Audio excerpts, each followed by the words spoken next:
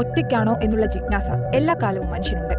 അകലെ കാണുന്ന നക്ഷത്രങ്ങളെ നിരീക്ഷിക്കുമ്പോഴും പര്യവേഷണം നടത്തുമ്പോഴും അതിനെല്ലാം അടിസ്ഥാനം മറ്റെവിടെയെങ്കിലും ജീവനുണ്ടോ എന്നറിയാനുള്ള ഈ കൗതുകം തന്നെയാണ്.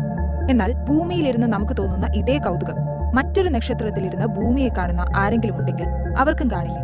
ഈ ചോദ്യത്തിന്റെ അടിസ്ഥാനത്തിൽ സമീപകാലത്ത് ഒരു പഠനം നടന്നു. പഠനരചയിതാവും search for extra terrestrial intelligence ഇൻസ്റ്റിറ്റ്യൂട്ടിലെ റിസർച്ച് അഫിലിയേറ്റുമായ ഓസ്മാനോവ് പറയുന്നതനുസരിച്ച് നമ്മുടേതിനേക്കാൾ മികച്ച സാങ്കേതിക വിദ്യയുള്ള അതിവേഗം പുരോഗമിച്ച അന്യഗ്രഹ നാഗരികത ഇതിനകം തന്നെ ഭൂമിയെയും അതിൽ വസിക്കുന്ന മനുഷ്യരെയും കണ്ടിരിക്കാം.